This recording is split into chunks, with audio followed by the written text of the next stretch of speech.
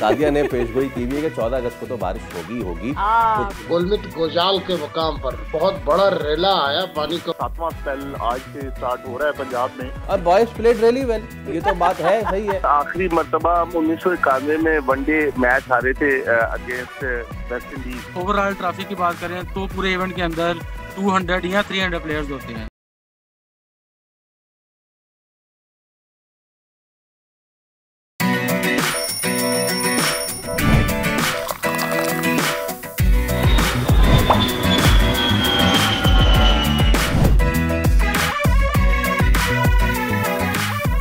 Field marshal Syed Asim Munir का दौरा अमरीका, पाकिस्तान के मौक़िफ़ की आलमी सतह पर पजीराई। भारतीय स्पॉन्सर्ड फितनल हिंदुस्तान को आलमी दहशतगर्द तंजीम करार देने से भारत का असल चेहरा आलमी सतह पर बेनकाब। सिक्योरिटी सराय के मुताबिक हालिया अमरीकी फैसला पाकिस्तान के मौक़िफ़ की आलमी सतह पर तौसीक़ है। बरतानवी अखबार फाइनेंशियल टाइम्स ने वाशिंगटन में फील्ड मार्शल आसिम मुनीर की पजीराई पाकिस्तान की सिफारती अस्करी कामयाबी और भारत के लिए धचका करार दिया। लिखा, फील्ड मार्शल का 2 माह में दूसरा दौरा अमरीका दोनों ममालिक के ताल्लुकात में गैर मामूली बेहतरी लाया। मॉनसून बारिशों का 7वां स्पेल आज से शुरू होगा। इस्लामाबाद, लाहौर, गुजरात समेत कई शहरों में बारिश का इम्कान। महकमा मौसमियात ने आज पंजाब, बालाई खैबर पख्तूनख्वा और कश्मीर के चंद मकामात पर बारिश का अलर्ट जारी कर दिया। कराची समेत सिंध के साहिली इलाकों में बारिश की तवक्को है। उधर दरियाई चनाब गुजरात के मकाम पर दरमियानी दर्जे का सैलाब है। नशेबी इलाके जेर आब आने का खदशा। दरियाई हुंजा फिर बिखर गया। अचानक आने वाले रेलों ने तबाही मचा दी। बल्तिस्तान, शिगर, हुंजा, गिलगित, गोजाल में सैलाबी तबाहकारियां जारी। सैलाब से शहर कराकोरम को भी शदीद नुकसान पहुंचा। नाले से मुतसिल होटल भी इस सैलाब की जद में आ गया। सैलाब से 25 घरों को नुकसान पहुंचा। खेत और खड़ी फसलें तबाह हो गई। वेस्ट इंडीज ने तीसरे वनडे में शिकस्त देकर पाकिस्तान के खिलाफ 34 साल बाद सीरीज जीत ली। न रिजवान चले न साइम अयूब का बल्ला। पूरी पाकिस्तानी टीम 30वें ओवर में सिर्फ 92 रन पे ढेर। क्या कौमी टीम ऐसी तैयारियों के साथ एशिया कप में उतरेगी? शौकीन क्रिकेट ने सवाल उठा दिए। जश्न आज़ादी की तैयारियां जारी। शहर शहर कौमी परचमों की बहार। गली मोहल्लों, शाहराहों, इमारतों और दीगर मकामात को खूबसूरती से सजा दिया गया।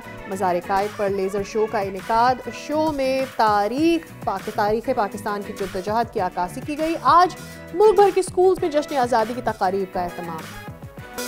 और ताइक्वांडो ने पाकिस्तान की पहचान में मलेशिया में होने वाली चैंपियनशिप में तारीख रकम कर दी।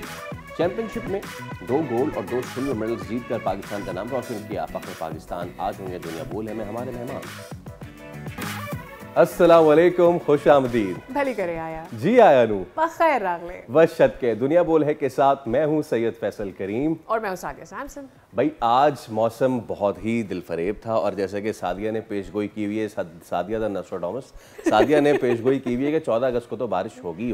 तो थोड़ी बहुत आज हुई है सुबह में सादिया। हाँ, और कल भी हल्की फुल्की फुहार हो रही थी, but that was not morning, that was in the evening. नहीं, आज तो सुबह में हल्की फुल्की से 1% ऊपर ले जाए, 1 दर्जे ऊपर ले जाए, लेकिन फिर यही हुआ, फिर दम तोड़ दिया उसने। लेकिन बाकी मानदा मुल्क में जनाब क्या हो रहा है? मानसून का 7वां जो स्पेल है वो आज से उसका आगाज़ हो रहा है, यानी कि इस्लामाबाद, लाहौर, गुजरात समेत कई शहरों में बारिशों का इम्कान है। बिल्कुल, NDMA ने ये खदशा जाहिर किया है कि शदीद सैलाबी सूरत हाल भी हो सकती है कुछ इलाकों में। इसकी वजह से उन्होंने अलर्ट जारी किया है। और जो NDMA उनके स्पोक्स पर्सन ये बता रहे हैं कि दरियाई सिंध हो गया, चनाब हो गया, रावी, सतलज हो गया, यहाँ पानी का बहाव जो है इसमें इजाफे का इम्कान है। वेयर एज जब हम तोसा की बात करते हैं, गुड्डू मराला के खानकी की बात करते हैं, कादराबाद की बात करते हैं, वहाँ निचले दर्जे का सैलाब एक्सपेक्ट किया जा रहा है। अच्छा, और ये तो सब हुआ, लेकिन कल ये हुआ सादिया कि ये जो आप मनाजिर देख रहे हैं ये दरियाए हुंजा और ये ऐसा बिखरा है कि आप, अच्छा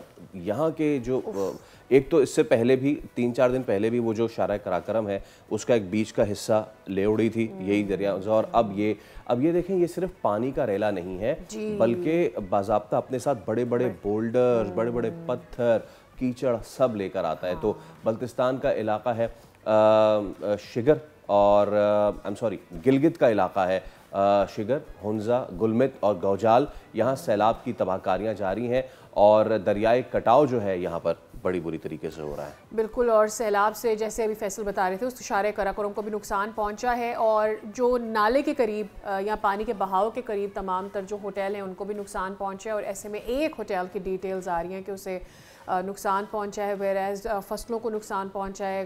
अभी तक जो इब्तदाई इस पर डिटेल्स आ रही हैं अब दिस स्पेल की, उसमें कोई जानी नुकसान फ़िल वक्त खुदा का शुक्र है रिपोर्ट नहीं हुआ, बट लोगों को यही कहा जा रहा है कि इस एरिया में ट्रैवल ना करें, ख़ासतौर पर वो लोग जो कि वाकिफ़ नहीं हैं इस इलाके से, ज़रा एहतियात ज़्यादा कुछ ऐसी भी खबरें थी कि शायद कुछ मजदूर काम कर रहे थे और वो बाल बचे हैं ना। तो हम ज़रा बात कर लेते हैं तर्जुमान गिलगित बल्तिस्तान हुकूमत फैज़ुल्लाह फ़राख साहब से। फैज़ुल्लाह साहब अस्सलाम वालेकुम, बहुत शुक्रिया आपके वक्त के लिए, सुबह खैर।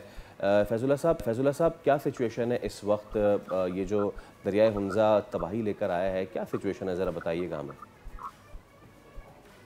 बिस्मिल्लाहिर्रहमानिर्रहीम, बहुत शुक्रिया, गुड मॉर्निंग और सुनने वालों को, आपको सबको। गिलगित बल्तिस्तान इस वक्त बदतरीन मौसमियाती तब्दीलियों के नतीजे में सैलाबी तबाहियों का सामना कर रहा है और पूरे 14 अजला के अंदर वक्तन फ़वक्तन कहीं पे लैंड स्लाइडिंग, कहीं पे दरियाई कटाव, कहीं के पानी के बढ़ना, कहीं पे क्लाउड ब्रस्ट का सिलसिला जारी है। और गुज़िश्ता रोज़ जिस तरह आपने बताया कि ये हुंज़ा का इलाका है, गुलमित गोजाल के मकाम पर बहुत बहुत बड़ा रेला आया पानी का, और जिसकी वजह से वहाँ पे सड़कें कट गई, लोगों के बागात बहा के लेके गए, वहाँ पे लोगों के टावर्स गिरे, मवासलाती कम्युनिकेशन जो निज़ाम था वो दरहम बरहम हुआ, और 50 के करीब रजाकार वॉलंटियर्स वहाँ पे जो काम कर रहे थे कोई इरिगेशन चैनल की बहाली के लिए, वो अचानक बाल वहाँ से भाग के बच गए हैं। अगर एक लम्हा भी उनको पता ना होता तो वो सब बहा के लेके जाता था। जिससे कल वाले वो जो हुंज़ा का दरिया जो बिफर गया, उसमें जिस तरह के रेले आ गए, उसकी वजह से वहाँ पे लैंडस्लाइडिंग भी हुई है और वहाँ पत्थर गिरे हैं बड़े बड़े, और शायराए रेशम जो है वो खुंजराब को मिलाती है वहाँ पे, वो एक जगह पे ब्लॉक हुई थी। और उसके बाद चूँकि गवर्नमेंट ऑफ गिलगित बल्तिस्तान ने जो अपने वसाइल लगा के लोगों को वहाँ पे जितने भी मुतल्लिका इदारे थे उनमें डिज़ास्टर मैनेजमेंट, रिस्क्यू 112 और दीगर सड़क की बहाली की जो महकमे हैं उनको वहाँ पे मुतल्लिका जगह पे भेजा और उन्होंने सड़क की बहाली का वहाँ पे काम किया। और उसके बाद शिगर जो है, ये बल्तिस्तान का इलाका है, डिस्ट्रिक्ट है ज़िला शिगर, वहाँ पे ज़िला शिगर की 6 मकामात पर वहाँ पे सैलाब आया और उस सैलाब ने 25 के करीब जो घर हैं वो बहा के लेके गए।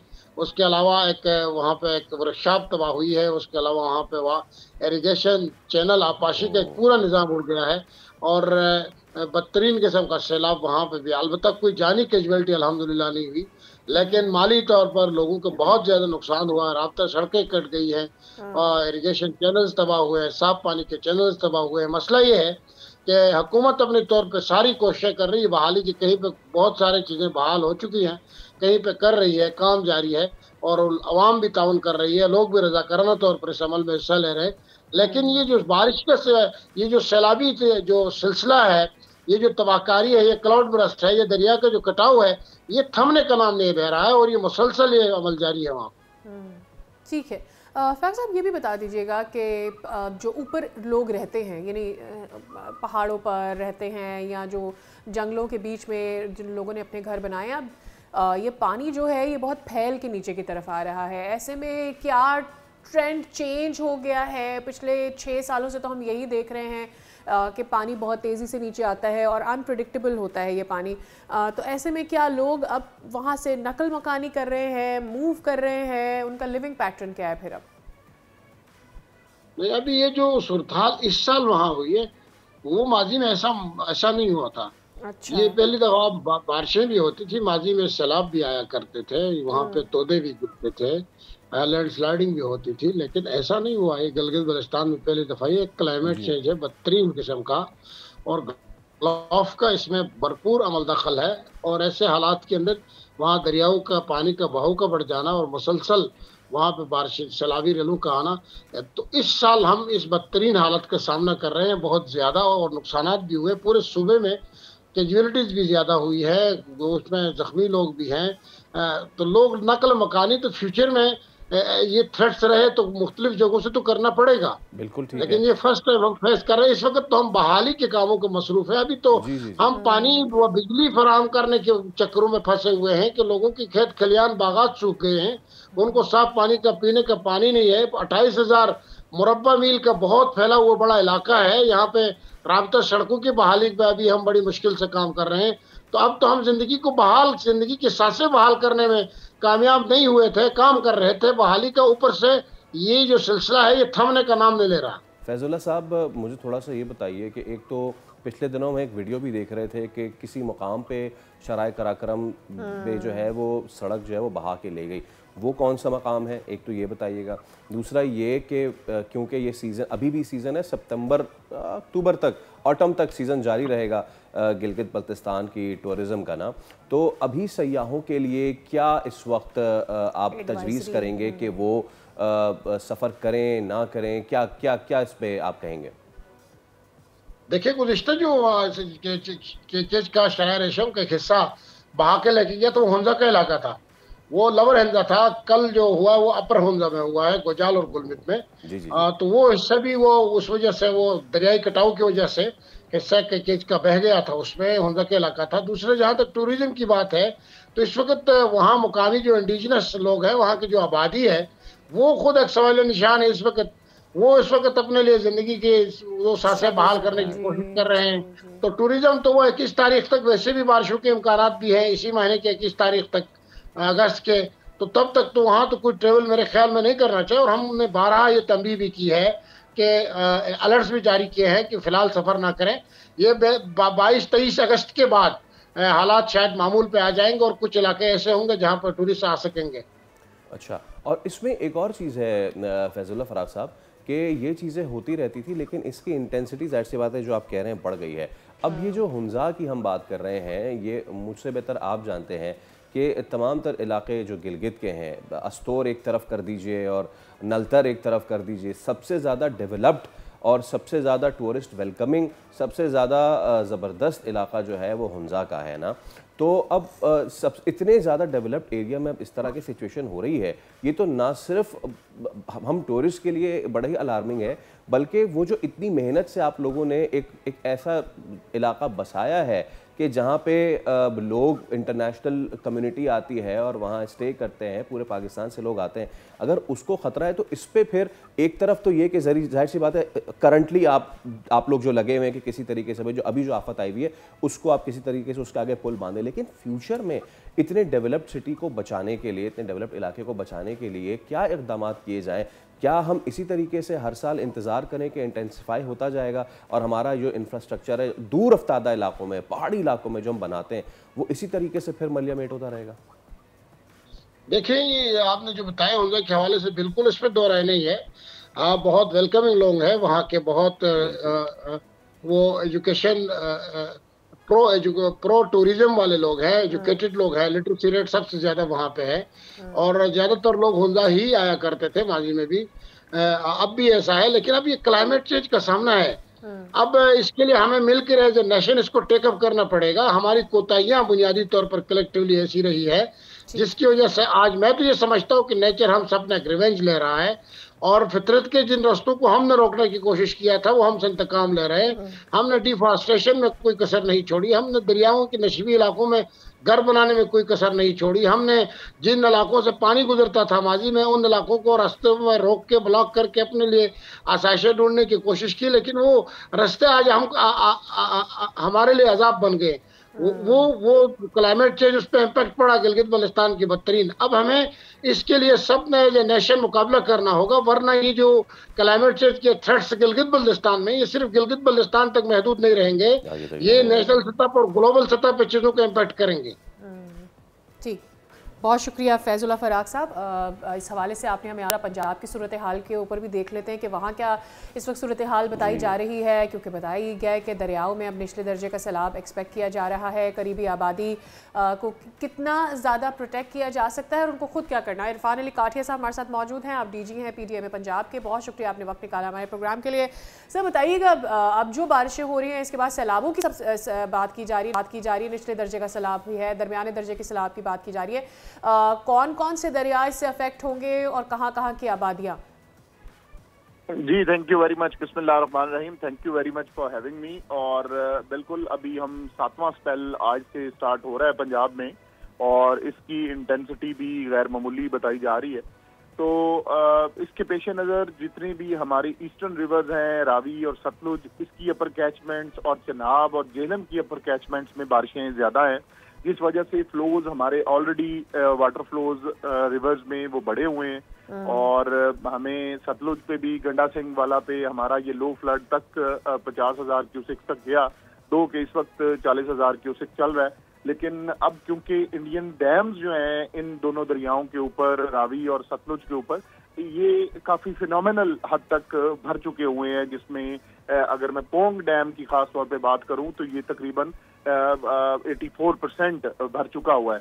तो इन डैम्स की सिचुएशन को देखते हुए और एक्सपेक्टेड जो रिलीजेज हैं अक्रॉस द बॉर्डर, उनको देखते हुए और अपर कैचमेंट्स की बारिशें देखते हुए अभी गैर मामूली अलर्ट के ऊपर पंजाब के तमाम वो डिस्ट्रिक्ट्स जो इन दोनों दरियाओं को खास तौर पे वो टच करते हैं, वो तमाम डिस्ट्रिक्ट्स, उनकी फील्ड फॉर्मेशंस, डिस्ट्रिक्ट एडमिनिस्ट्रेशन, वो चीफ मिनिस्टर पंजाब की स्पेशल डायरेक्शन पे ऑलरेडी अलर्ट हैं और प्री पोजिशनिंग ऑफ रिसोर्सेज वो कर दी गई हुई है, डिप्लॉयमेंट्स कर दी गई हुई है।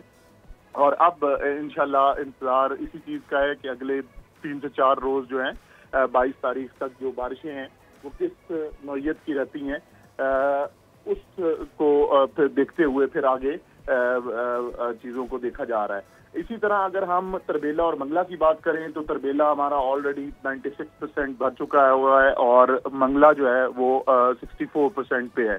तो इसमें भी हमें साथ साथ जो अगर चनाब की मैं बात करूं तो चनाब के ऊपर भी मराला पिछले 2 दिन से पानी के फ्लोज काफी बढ़े हुए थे और हम निचले दर्जे के सैलाब में की सूरत हाल से 2-4 थे। अभी क्योंकि आज से ये प्रॉपर स्पेल स्टार्ट हो रहा है और अगले 5 से 7 दिन 22 तारीख तक इस स्पेल की विद इंटरमिटेंट गैप्स ये इंटेंसिटी रहनी है। तो ये अब डिपेंड करेगा कि उसके बाद कितना पानी हमें मजीद आता है। लेकिन पंजाब गवर्नमेंट, पीडीएम पंजाब पूरी तरह से सिचुएशन पे नजर रखे हुए हैं और इंशाल्लाह अल्लाह से ये दुआ है कि ये बारिशें रहमत की बारिशें रहें। काटिया साहब, पिछले स्पेल्स में अब तक जो हुए हैं उसमें वो कौन से एरियाज हैं, जो क्या ऐसे एरियाज हैं कि जो बार बार अफेक्ट हुए हैं? मे देवी जो कि रिवरीन के करीब वाले एरिया हैं या फिर अलग से भी कुछ शहर हैं जहाँ सबसे ज़्यादा हुए हैं तबाही, तो वो कौन से एरिया जो बार बार हिट हो रहे हैं और क्या उनके दोबारा हिट होने की इस स्पेल में भी है, और अगर है एक्सपेक्टेशन तो व्हाट आर द प्रेपरेशंस?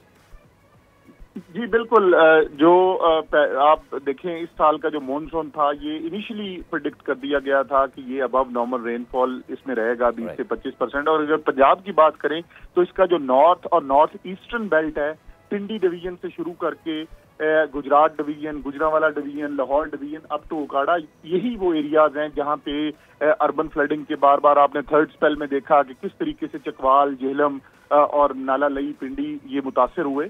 और अभी भी जो ज्यादा थ्रस्ट है हमारा और ज्यादा फोकस है बारिशों का वो इसी रीजन में है और इसी के पेश नजर अर्बन फ्लडिंग का खदशा वो अपनी जगह मौजूद है। और क्योंकि जश्न आज़ादी की सेलिब्रेशन भी इसमें आ रही हैं कल, तो उस वक्त भी क्योंकि बारिश का हमें खदशा है, तो तमाम जो फील्ड फॉर्मेशंस और कंसर्न्ड हाई रिस्क एरियाज हैं उनको ऑलरेडी अलर्ट कर दिया गया है और वहाँ पे तमाम जो मशीनरी और बाकी चीजों को इंश्योर कर लिया गया है। राइट, बहुत शुक्रिया इरफान अली काटिया साहब, एंड आपको भी एडवांस जश्न आज़ादी बहुत बहुत मुबारक हो। So much for your time. तो जनाब हम एक ब्रेक ले रहे हैं। हम कोशिश तो ये कर रहे थे कि खुशी खुशी जाएं, खुशी खुशी वापस आएं और खुशी खुशी आपको बताएं कि जश्न आज़ादी कितनी ज़बरदस्त सेलिब्रेट हो रही है, लेकिन कल कुछ हुआ है रात में, उसके लिए खुश नहीं है हम। एक ब्रेक के बाद करेंगे डिस्कस, हमारे साथ ही रहिए।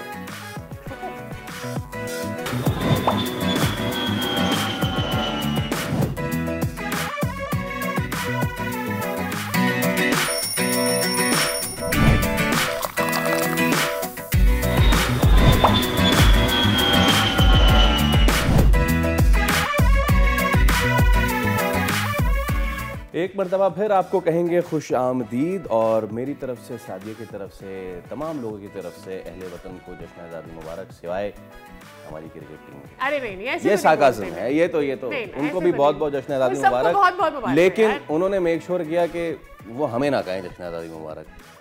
मतलब अच्छा, वैसे by the way Sadia I love the boys anyways, but नहीं ठीक है, and the boys played really well, ये तो बात है, सही है। लेकिन सादिया, क्या आपको पता है कि पाकिस्तान की जो टीम है आखिरी बार वेस्ट इंडीज से ओडीआई सीरीज कब हारी थी?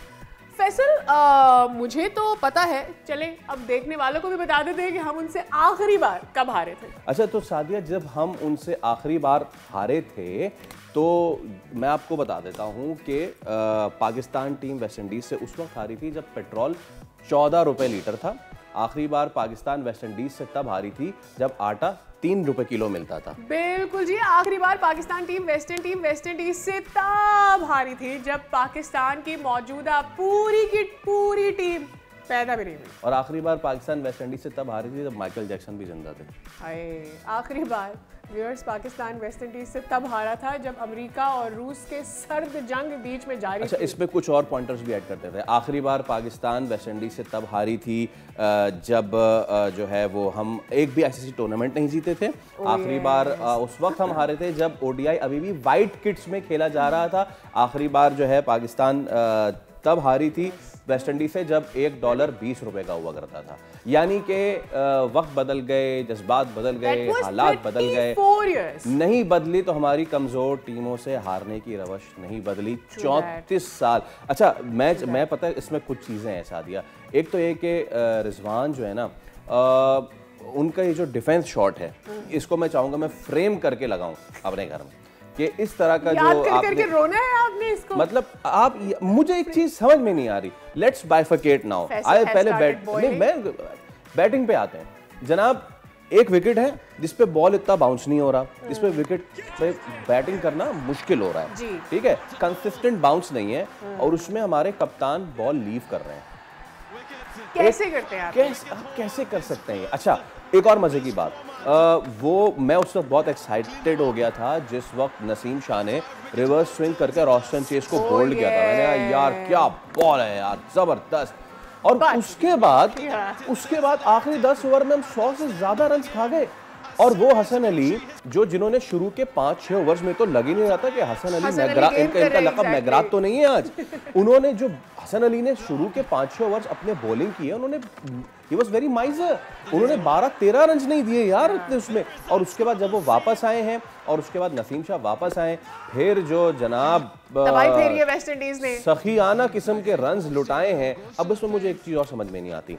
ये पिच है, पिच पे तेज बॉल फंस के आ रहा है, रिवर्स स्विंग भी आपको मिल रहा है, उसमें आपने हुसैन तलत को 10वें ओवर के बाद बॉलिंग दे दी। देखिए, इस सब पे जरा हम बात कर लेते हैं। हमारी खुशनसीबी आज हमारे साथ मौजूद हैं senior sports journalist and analyst Mirza Iqbal Baig sahab. अस्सलाम वालेकुम बेग साहब, और गुड मॉर्निंग आपको। लेकिन पाकिस्तान टीम ने हमें बिल्कुल भी गुड मॉर्निंग वाले मामलात नहीं कहे। मैं चाहूँगा पहले हमने कुछ अपने जज्बात बताएं, कुछ आप अपने जज्बात बताइए कि कैसा महसूस कर रहे हैं पाकिस्तान की 34 साल बाद ओडीआई सीरीज में हार पे। बहुत बहुत शुक्रिया। तो आपकी आवाज़ बहुत कम आ रही है, बिल्कुल स्लो आ रही है आवाज़, थोड़ी आवाज़ बढ़ा दें प्लीज़। ओके, मैं कोशिश करता हूँ मिर्ज़ा भाई, मैं खुद ही वो कर लेता हूँ। मिर्ज़ा भाई, अब अगर आपको मेरी आवाज़ आ रही है मुझे बताएं, 34 साल बाद हम ओडीआई सीरीज हारे हैं, हम खुद 4-5वें नंबर की टीम 10वें नंबर की टीम से हार रहे हैं, कैसे एहसासात और जज्बात हैं? फैसल, आखिरी मरतबा हम 1991 में वनडे मैच हारे थे अगेंस्ट वेस्ट इंडीज, और मौजूदा पाकिस्तानी क्रिकेट टीम का कोई भी खिलाड़ी उस वक्त पैदा नहीं हुआ था, और इंज़मामुल हक उस वक्त खेले थे, उन्होंने अपना डेब्यू किया था। तो बड़े अफसोस की बात है कि वेस्ट इंडीज की टीम जिसकी रैंकिंग नंबर 10 थी, अब इस सीरीज में कामयाबी के बाद वो नंबर 9 पर आ गई है, और पाकिस्तान जो नंबर 4 पे थी नंबर 5 पे चली गई है। ये लम्हे फिक्रिया है। गुज़िश्ता 10 वनडे इंटरनेशनल मैचेस में ये पाकिस्तान की 8वीं शिकस्त थी। तो शायकीन बड़े दिल बर्दाश्ता है। एक तो मुस्तकिल मिजाजी की कमी है, कभी सिलेक्शन में गैर मुस्तकिल मिजाजी है, कभी आप देखें कि कोचेस बदल रहे हैं, कभी कप्तान बदल रहे हैं, कभी खिलाड़ी बदल रहे हैं, तो कोई कंसिस्टेंसी आई नहीं, जिसकी वजह से पाकिस्तान क्रिकेट को ये हाल ये देखना पड़ रहा है। और पाकिस्तान के लिए लम्हे फिक्रिया है। आप ऑलराउंडर्स पर जा रहे हैं, आप ऑलराउंडर से मैचेस जीतने जा रहे हैं, आपकी टीम 30 ओवर भी नहीं खेल पा रही। तो तमाम शायकीन क्रिकेट बड़े दिल बर्दाश्त है, लेकिन होगा कुछ भी नहीं। नशिस्तन गुफ्तन बर्खास्तन वाली बात होगी। हम भी अपने जज्बात का इजहार करेंगे, आप भी करेंगे, और होना वाना कुछ भी नहीं। इकबाल भाई, रिजवान से मेरी लाइक बाबर की फॉर्म नहीं है, बहुत अरसे से नहीं है, उसके ऊपर वैसी प्रेशर ज़्यादा है। आपने उसे T20 से भी हटाया है, अब आप वनडे में लाए हैं। There are lot of every जब बाबर खेल रहा होता है तो सब बाबर की बात ही हो रही होती है। मुझे रिजवान के बारे में बात करनी है। क्या उसके ऊपर भी कोई प्रेशर है आपको लगता है? चाहे फिर वो कप्तान, what is going on with him? नहीं, रिजवान पे कोई प्रेशर नहीं है। रिजवान ने तो खुद, आपको याद होगा कि गुज़िश्ता बरस जून में जब हम वर्ल्ड कप का मैच अमेरिका से हार कर पाकिस्तान वापस आए थे, तो रिजवान ने एक प्रेस कॉन्फ्रेंस में इतनी तारीफ की थी पाकिस्तान क्रिकेट बोर्ड के चेयरमैन की कि सब समझ गए कि अब अगला कप्तान रिजवान होगा। उन्होंने कहा हमारे चेयरमैन सुबह में लंदन में होते हैं, शाम को कराची में होते हैं, रात को कहीं और होते हैं, मतलब वो इतना ट्रैवल करते हैं और हमें बड़ी तवक्कुआत वाबस्ता है। और फिर वही हुआ कि रिजवान को कप्तान बनाकर भेजा गया, डिलीवर किया उनकी कप्तानी में। पाकिस्तान ने ऑस्ट्रेलिया और साउथ अफ्रीका में वनडे सीरीज जीती, लेकिन फिर क्या हुआ, कंसिस्टेंसी नहीं है। वो कह रहा हूँ ना, मुस्तकिल मिजाजी की कमी है और उसकी वजह से रिजवान को भी जब बाहर किया गया वो थोड़े से अंडर प्रेशर हो गए। T20 में उनका स्ट्राइक रेट बहुत स्लो था, वनडे में भी उनका स्ट्राइक रेट, जिसकी वजह से उन्हें जो है वो दबाव का शिकार होना पड़ा। मैं समझता हूँ कि अब रिजवान ने काफी क्रिकेट खेल ली और अब आप लोग समझ गए कि उनका एक पेटेंट स्ट्रोक है कि जो मिडिल और लेग स्टंप की गेंद को वो ऑन साइड की तरफ ज्यादा खेलते हैं, कवर या पॉइंट की तरफ बहुत कम खेलते हैं। तो उनको खामियां पकड़ ली हैं लोगों ने और उसकी वजह से वो नाकाम हो रहे हैं। अब मुझे लग रहा है कि अब उनके लिए सर्वाइवल मुश्किल हो जाएगी वनडे टीम में। T20 टीम से तो वो बाहर हैं, लेकिन वनडे टीम में भी उनकी सर्वाइवल मुश्किल नजर आती है। मिर्जा इकबाल भाई, ये मुझे बताइए कि अब जरा इस मैच को हम जरा डाइसेक्ट करते हैं। 10 रन एक खिलाड़ी आउट, 57 पे 2, ये वेस्ट इंडीज की बात, 68 पे 3, 113 पे 4, 177 पे 5, 184 पे 6 और रेनाउंड बैट्समैन खड़े सिर्फ शाय होप। उसके बाद, और ये पहली बार नहीं हुआ है कि हमने ऊपर से 5 खिलाड़ी, 6 खिलाड़ी, 4 खिलाड़ी मेन आउट कर दिए और उसके बाद हम रन्स खा रहे हैं नीचे वालों से। एक ऐसी सिचुएशन पे कि जिस वक्त नसीम शाह का बॉल रिवर्स हो रहा है, रोस्टन चेस को रिवर्स पे उन्होंने क्लीन बोल्ड किया है, हसन का भी जो एक्शन है वो रिवर्स को सपोर्ट करता है। एक ऐसी सिचुएशन में 6 खिलाड़ी आउट हैं, रिवर्स हो रहा है, उस पे आके आखिरी 10 ओवर में 119 रन गैर मारूफ बल्लेबाज, शाय होप तो मारूफ है, लेकिन उनके साथ जो खड़े थे ग्रेस, वो कोई इतने तगड़े बैट्समैन नहीं, लेकिन उससे एक मैच पहले भी हम मार खा गए और इस मैच में भी मार खा गए। बॉलिंग की आपको समझ में आई? नहीं फैसल, डेथ ओवर्स में हमारे पास बॉलिंग करने वाले हैं नहीं। ये बड़े बड़े इनके नाम तो हो गए, लेकिन जब आखिरी ओवर्स आते हैं तो उनके हाथ पांव फूल जाते हैं और फिर पिटाई शुरू हो जाती है। गुज़िश्ता मैच की आपने एग्जांपल दी कि 5 उनके आउट करके फिर 100 रन की पार्टनरशिप करा दी, हम 5 विकेटों से हार गए। और कल भी यही हुआ कि 119 रन हमने आखिरी 10 ओवर्स में करा दिए। शुरू के 10 ओवर्स में 36 रन, शुरू में हम अच्छी बॉलिंग करते हैं और फिर बाद में हमें क्या हो जाता है, सोचना पड़ेगा। आधा तीतर आधा बटेर नहीं चलेगा पाकिस्तानी क्रिकेट टीम में। ऑलराउंडर्स वो चाहते हैं, माइक हेसन के ऑलराउंडर जो बैटिंग भी कर ले बॉलिंग भी कर ले। हमें स्पेशलिस्ट बॉलर्स की जरूरत है, हमें स्पेशलिस्ट बैट्समैनों की जरूरत है। बजाय इसके कि हम कहेंगे जी नवाज बैटिंग भी कर लेते हैं, बॉलिंग भी कर लेते हैं, हुसैन तलत बैटिंग भी कर लेते हैं, बॉलिंग भी कर लेते हैं, इस तरह से काम नहीं चलेगा। आपको एक मुस्तनद खिलाड़ी को उस मुस्तनद पोजीशन तक खिलाना पड़ेगा। बॉलर्स में भी आपके अब जान नहीं रही, हसन अली घूम फिर कर आ जाते हैं। मैं तो ये कहूंगा कि ये team Pakistan plus Islamabad United की टीम है, क्योंकि जो भी खिलाड़ी माजी में इस्लामाबाद यूनाइटेड के लिए खेला है या अभी खेल रहा है वो पाकिस्तानी टीम में मुंतखब हो जाता है। तो ये क्या हो रहा है? मिर्जा साहब, आपने बात की हमें स्पेशलिस्ट बॉलर चाहिए, मैं कहाँ ढूंढूं? कल आपने मुझसे ज़्यादा मैच जो है उसको क्लोजली देखा होगा। एन बिशप की कमेंट्री के दौरान उन्होंने शाहीन शाह अफरीदी की ऐसी बात पिक की जो हमें नहीं पता थी। उन्होंने कहा शाहीन शाह अफरीदी अभी तो जब वो रिजर्व में बैठे हुए तो उन्होंने हाथ में कोई पट्टी वट्टी नहीं बांधी हुई। मैच खेलने के दौरान शाहीन शाह अफरीदी अपने दोनों हाथों में बैंडेज करते, क्यों? क्योंकि बचपन से उनके जो है ना 3 बार हाथ टूटा है और वो प्लास्टर करते थे। और अब जब वो शाहीन शाह अफरीदी अपना 100% देने की कोशिश करते हैं, उनके हाथ में दर्द होता है, जिसकी उन्होंने फुटेज एविडेंस भी दिखाई कि शाहीन ने एक यॉर्कर किया और उसके बाद वो अपना हाथ पकड़ रहे थे। यानी कि हमारी कोई बैक रिसर्च नहीं होती हमारी टीम मैनेजमेंट की, हमें नहीं पता कि वो क्रिकेटर उसकी यूजफुल लाइफ कितनी है, हम बस उसे खिलाए जा रहे हैं। क्या आपने ये वाला देखा था ये पार्ट जब वो कमेंट्री कर रहे थे? और शायद अगर पता भी होता है तो इग्नोरेंट है हम इकबाल भाई। हाँ बिल्कुल सही कह रही हैं, लेकिन नहीं सादिया और फैसल, मसला यही है ना कि मसला बड़ा टेढ़ा है कि हमने जब शाहीन शाह अफरीदी 2018 में आए और उसके बाद हम उन्हें मुसलसल खिलाते गए, तीनों फॉर्मेट खिलाते गए। एक खिलाड़ी को इतना उन्होंने खिला लिया, तीनों फॉर्मेट खिलाकर। आप दीगर दुनिया के प्लेयर्स की एग्जांपल देख लें, अभी ऑस्ट्रेलिया साउथ अफ्रीका सीरीज हो रही है, पैट कमिंस नहीं खेल रहे, T20, मतलब वो एक चूज करते हैं फॉर्मेट। यहाँ शाहीन शाह अफरीदी को इतना रगड़ा लगाया गया कि वो अनफिट हो गए श्रीलंका के टूर पे 2022 में, और फिर उसके बाद से वो अपनी वो फिटनेस रीगेन नहीं कर सके। उन्हें हॉलैंड ले गए कि जनाब अली वहाँ जाएंगे, वो टीम के साथ रहेंगे। तो ये अलमिया है पाकिस्तान का कि अगर एक खिलाड़ी अच्छा आता है तो उसको इतना इस्तेमाल करते हैं कि वो बिल्कुल ही एग्जॉस्ट हो जाए। और ये तो टीम मैनेजमेंट को सोचना चाहिए ना, इतना बड़ा एक एंटोराज फौज जफर मौज जो है वो टीम के साथ है, तो आखिर हर कोई अपना रोल प्ले करे ना, क्यों नहीं करते रोल प्ले करते। इतनी फैसिलिटीज मिलती हैं, इतना डेली अलाउंस है, इतने टूर्स हैं, बिजनेस क्लास में ट्रैवल है, सब कुछ है, उसके बावजूद ये हो रहा है। तो ये तो ऊपर वालों को भी सोचना चाहिए कि किन का अपॉइंटमेंट कर रहे हैं। सबसे बड़ी बदकिस्मती है कि पाकिस्तानी क्रिकेट टीम की सिलेक्शन कमेटी का कोई चेयरमैन ही नहीं है गुज़िश्ता 1.25 बरस से। तो चेयरमैन नहीं होगा तो अकाउंटेबिलिटी कौन करेगा, कोई पूछने वाला नहीं। अच्छा इकबाल भाई, एशिया कप अप्रोच कर रहा है और मैं तो ये कहती हूँ कि मतलब हम अपना मुकाबला ठीक है और बहुत सारी टीमों से भी करते हैं, बट हम बार बार इंडिया को देखते हैं अपने साथ साथ जब हम कोई भी क्रिकेट की बात करते हैं। तो अब जब हम किसी भी इवेंट में जो इंडिया जिसे होस्ट कर रहा होता है, लेट्स से हम पहले से हमें पता होता है that they will try to be there till the end of the tournament, हम पहले ही निकल जाते हैं। हमारे साथ ये पिछले एशिया कप से होता चला आ रहा है कि हम अच्छा आगाज़ करके बीच में कहीं लूज़ कर देता है। इस दफ़ा तो मुझे होप भी नहीं है। एशिया कप में आपकी क्या होप्स हैं पाकिस्तान से? देखिए, जिस तरह की पाकिस्तानी टीम है, सबसे बढ़कर तो पाकिस्तान के कप्तान की जगह ही नहीं बनती T20 के सलमान अली आगा की। वो बॉलिंग नहीं करते, घबराते हैं T20 में। वनडे में उनसे रिजवान ने, जब वो कप्तान है तो उन्होंने उनसे बॉलिंग कराई, तो उनकी जगह ही नहीं बनती। टीम का कॉम्बिनेशन कुछ समझ में नहीं आता। फखर जमान की फिटनेस पर क्वेश्चन मार्क है।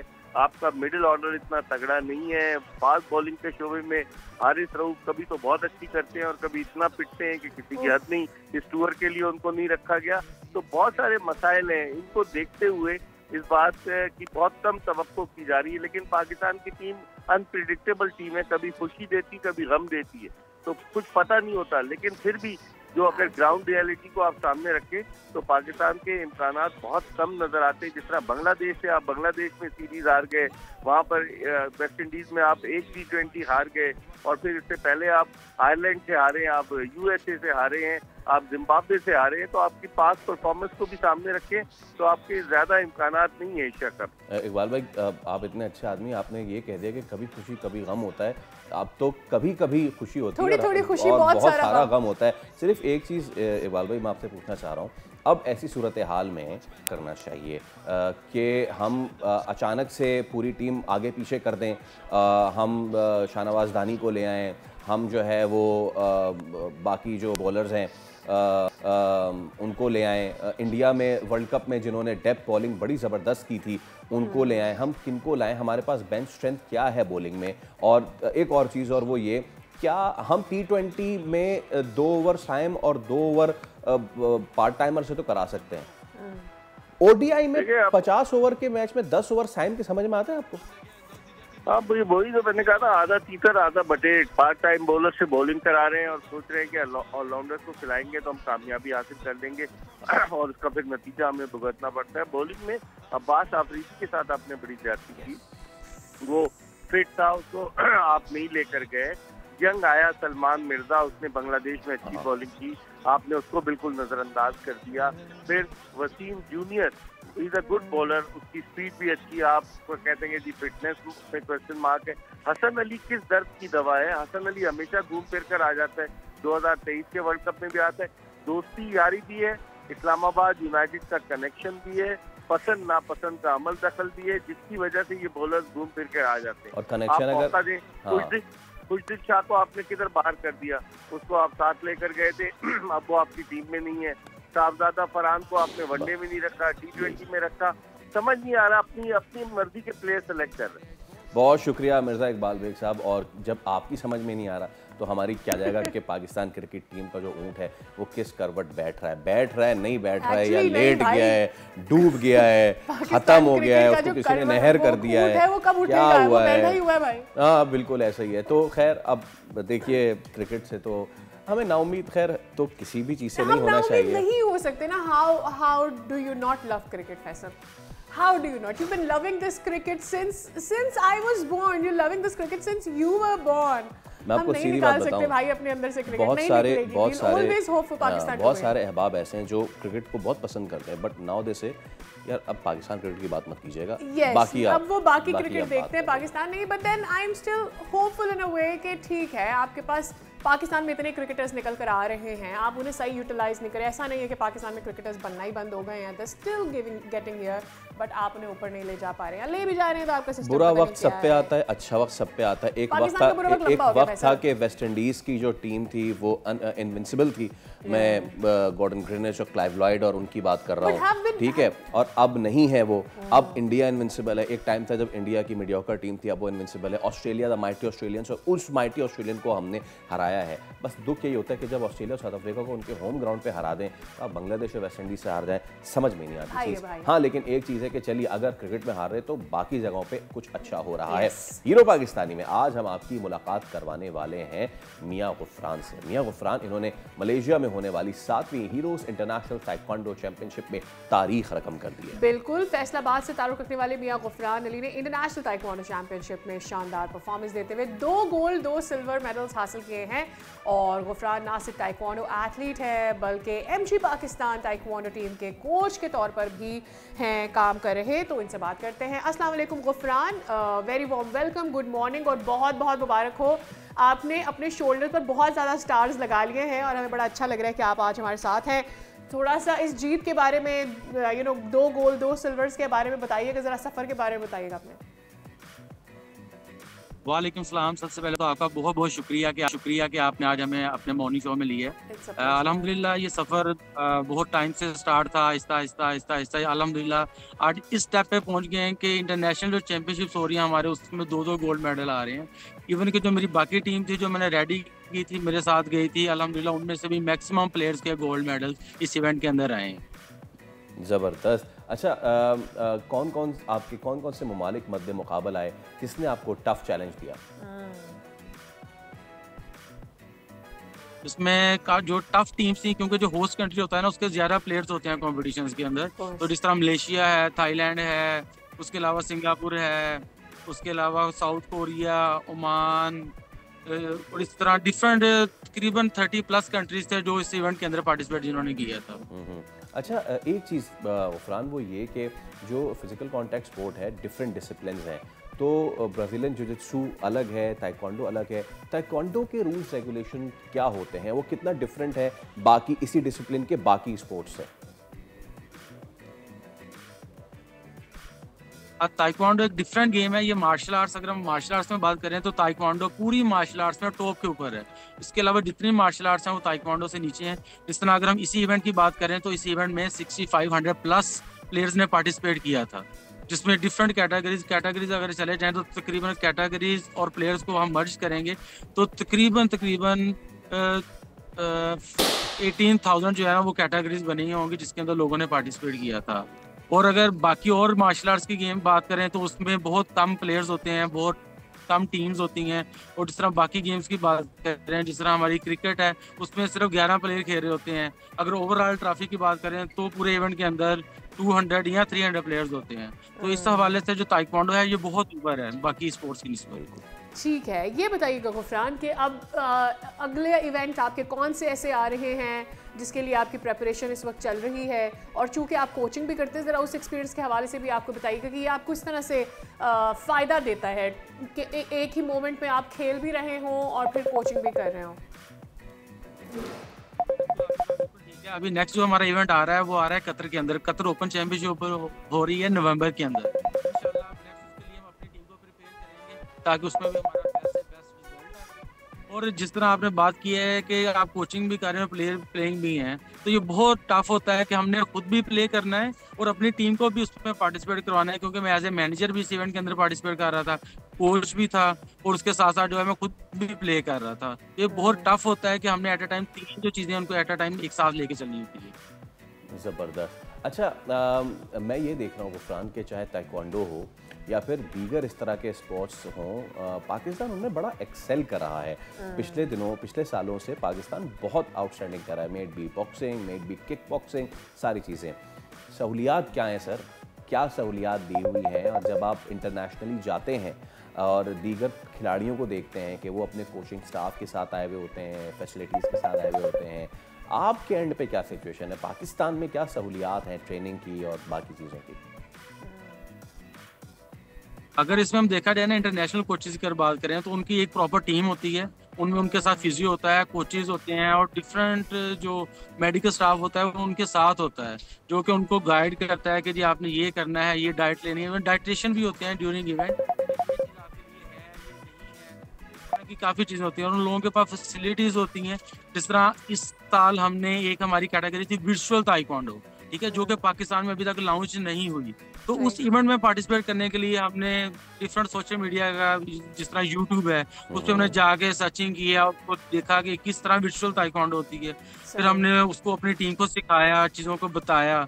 तो ये चीज़ है कि जी जो हमने खुद नेट से देख के लोगों को बता रहे हैं, वही जो बाकी टीम के उनके कोचेज उनको समझा रहे हैं कि जी आपने ये करना है, क्योंकि उन्होंने उसके प्रॉपर ट्रेनिंग कोचेज। मैं आपसे यही पूछने वाली थी कि coaches for new techniques, new types of taekwondo हो गया या मार्शल आर्ट्स में भी अब ताइक्वांडो में अपने खुद की इतनी टाइप्स आ गई हैं, और आप ज़्यादा से ज़्यादा थोड़े से डिफरेंस के साथ ज़्यादा कॉम्पिटिशन्स में पार्ट ले सकते हैं, एक दो रूल्स की डिफ्रेंसिएशन करके और ये सारी चीज़ें, लेकिन उसके साथ आपकी पूरी टेक्निक भी चेंज हो जाती है। ऐसे में फिर किसी कोच का, किसी एक्सपर्ट का आपके साथ होना बड़ा इंपॉर्टेंट हो जाता है।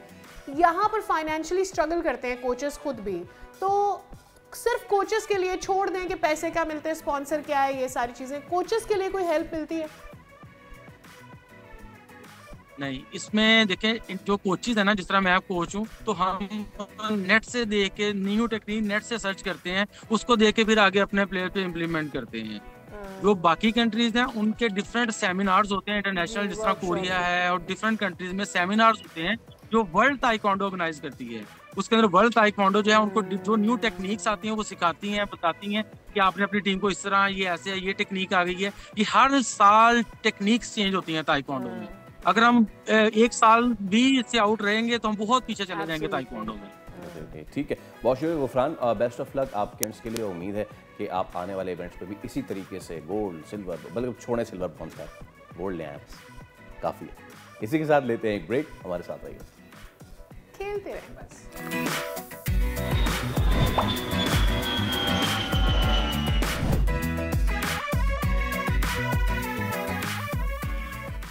फिर आपको कहेंगे खुशामदीद। अच्छा, बहुत से लोग मोटरवे पे सफ़र करते हैं। मोटरवे पुलिस ने अवाम में आगाही मुहिम एक जारी की है, और अब ड्राइवर के साथ साथ मुसाफिर भी सीट बेल्ट बांधेंगे। उम्मीद ये की जा रही है कि इस इक़दाम की बदौलत मोटरवे पर हादसात में कमी वाक़ई होगी, और उसकी शिद्दत में, हाँ, शिद्दत। अब इसके साथ साथ मज़ीद क्या क्या नई चीज़ें हैं, इसी पे हम बात कर लेते हैं। Ashiq Hussain Chauhan, SP motorway police हमारे साथ मौजूद हैं। अस्सलाम वालेकुम चौहान साहब, और बहुत शुक्रिया आपके वक्त के लिए। तो ज़रा बताइए कि ये नए जो चीज़ें आ रही हैं क्या हैं, क्या डायरेक्टिव्स हैं? इज़ इट जस्ट कि जी जो पैसेंजर साइड है वो भी सीट बेल्ट लगाएगा, या इससे भी ज़्यादा कुछ प्रिकॉशनरी मेजर्स आप लोग ला रहे हैं? बहुत शुक्रिया जी, थैंक यू वेरी मच, आपने मुझे मौका दिया है। तो मैं इसका थोड़ा सा बैकग्राउंड बताना चाह रहा हूँ कि ये जो सीनियर कमांड NHNMP ने इनिशिएटिव लिया है कि अब हर बस का जो हर पैसेंजर होगा वो सीट बेल्ट लगाएगा। तो इसका बैकग्राउंड ये है कि चंद दिन पहले एक इंसिडेंट हुआ है बस का, जिसमें कुछ जानों का ज़िया हुआ था। तो उस पे सीनियर कमांड उसमें भी उसका हिस्सा था। तो हमने उसका ना पोस्ट एक्सीडेंट एनालिसिस किया।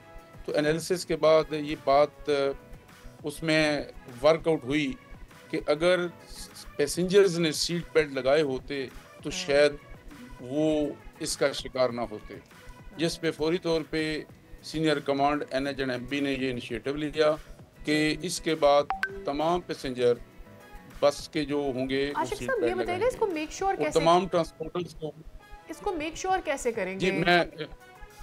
जी मैं बताता हूँ। तो हमने सबसे पहले ट्रांसपोर्टर्स को ऑन बोर्ड लिया, उनके साथ मीटिंग्स कंडक्ट की, जिसका मैं भी हिस्सा रहा हूँ।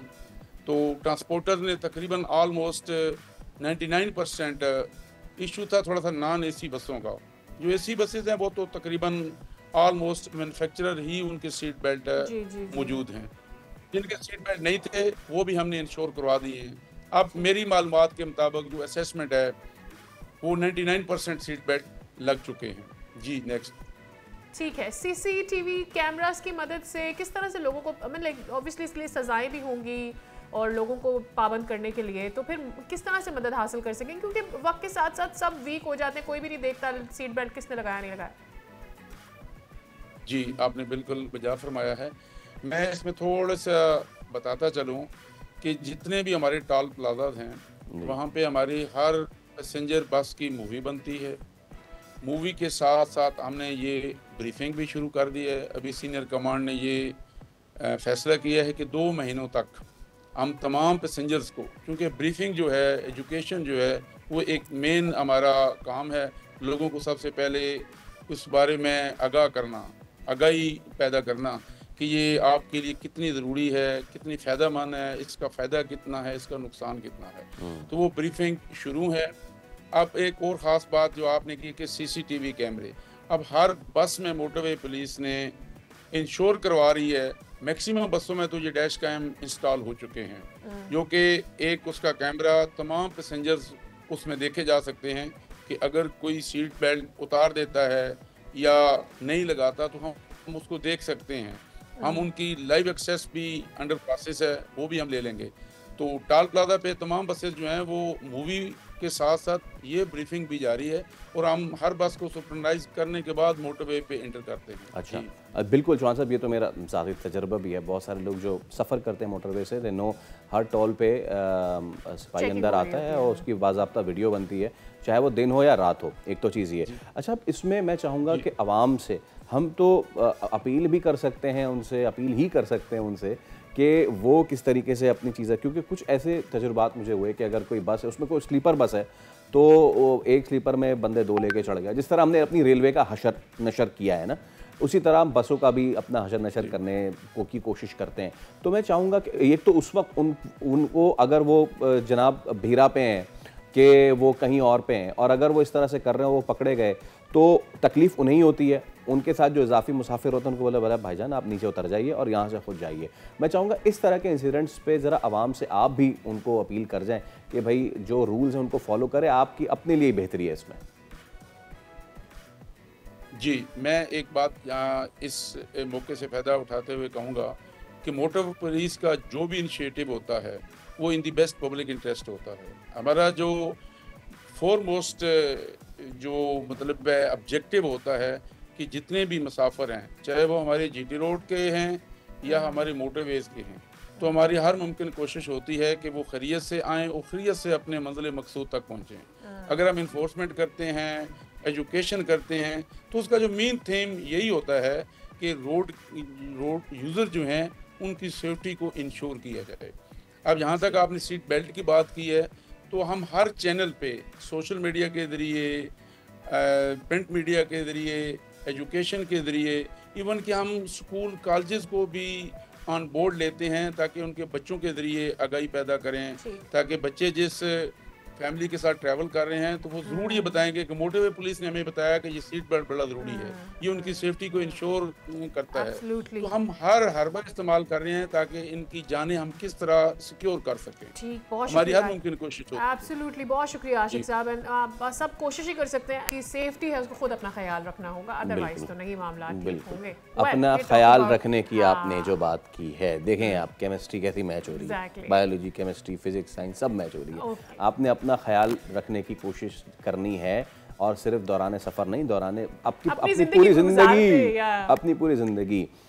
एक नई रिपोर्ट आई है, उसके मुताबिक जो यूथ में 50% से ज़ायद यूथ में जो heart disease, heart attacks and arrest and cardiac arrest और सबसे पहले तो साथिया मसला है कि हम लोगों को कार्डियक अरेस्ट और हार्ट अटैक में फ़र्क नहीं पता। एक तो चीज़ ये हो गई, हार्ट डिजीज़ का तो पता ही नहीं होती, और दूसरा हम इसमें ये भी समझ नहीं पा रहे हैं कि आखिर वजह क्या है। ज़्यादातर नौजवान जो है हार्ट अटैक हो रहा है, सबसे ज़्यादा नौजवानों में हार्ट अटैक के मरीजों वाला मुल्क पाकिस्तान बन रहा है। This is not good. तो इस पे ज़रा हम बात कर लेते हैं। सीनियर कार्डियोलॉजिस्ट डॉक्टर इनाम दानिश हमारे साथ मौजूद है। डॉक्टर साहब अस्सलाम वालेकुम। सबसे पहले तो बहुत शुक्रिया आपके वक्त के लिए। Good morning sir.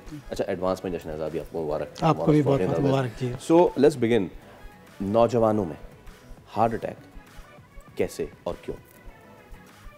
देखिए, अमूमन तो हार्ट प्रॉब्लम जो है ओल्ड एज की डिजीज़ है, यूजुअली 60 प्लस के अंदर कंसिडर की जाती है, और वेस्ट के अंदर ऐसे ही है कि ओल्ड एज की डिजीज़ है।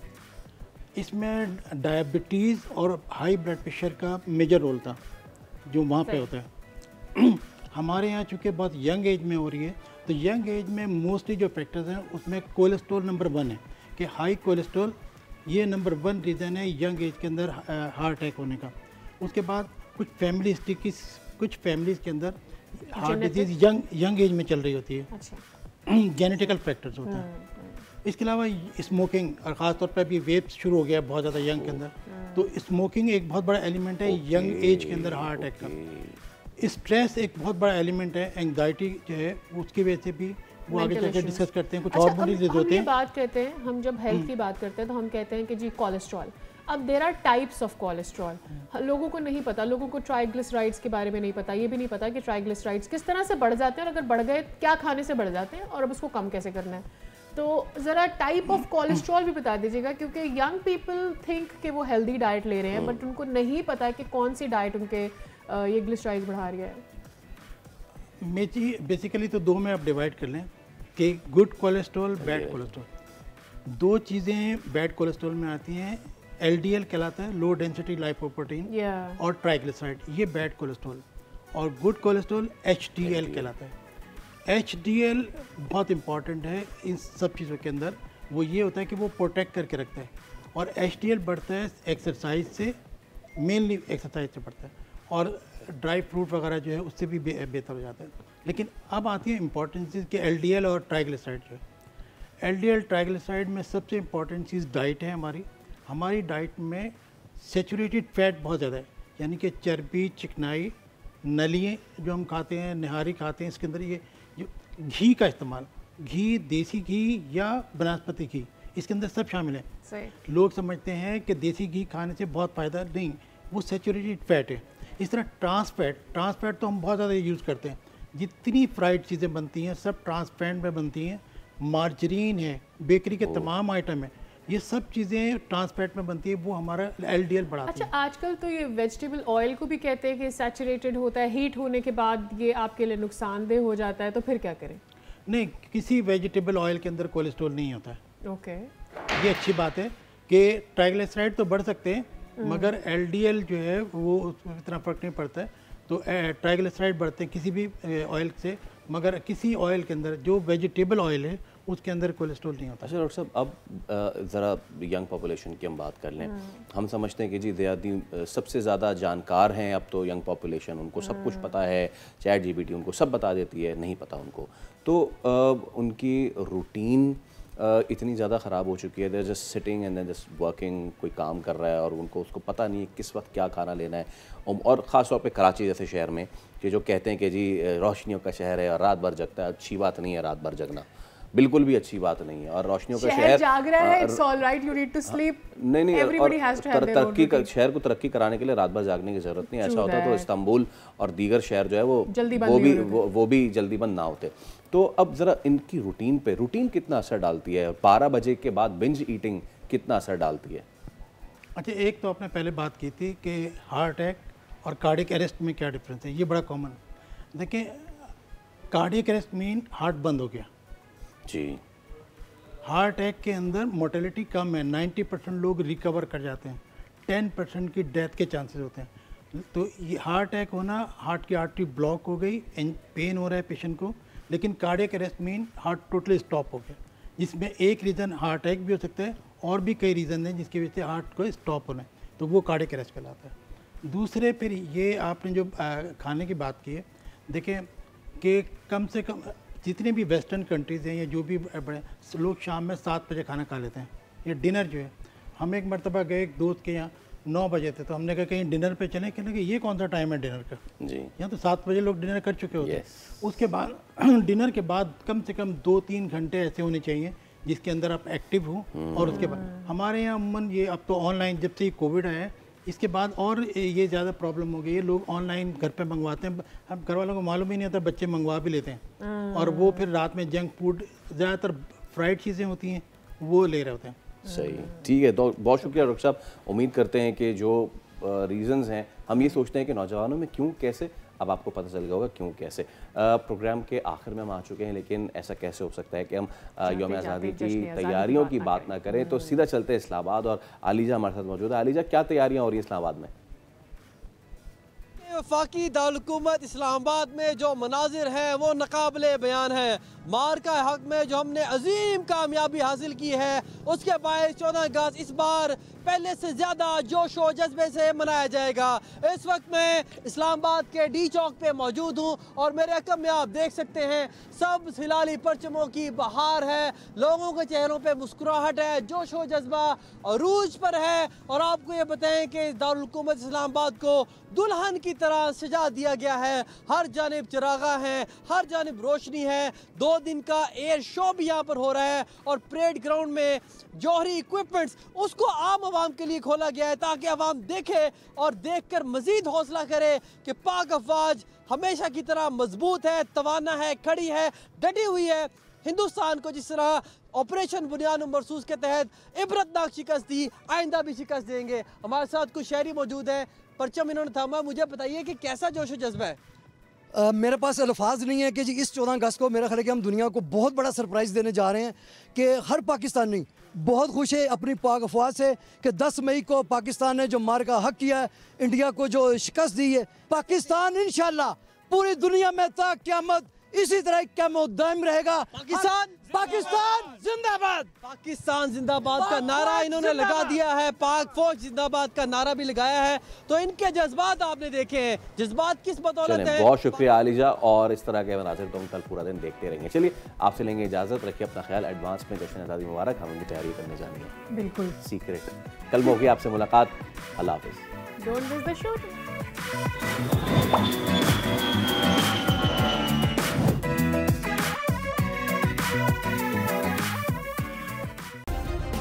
सब्सक्राइब करें और बेल दबाएं ताकि कोई खबर रह न जाए।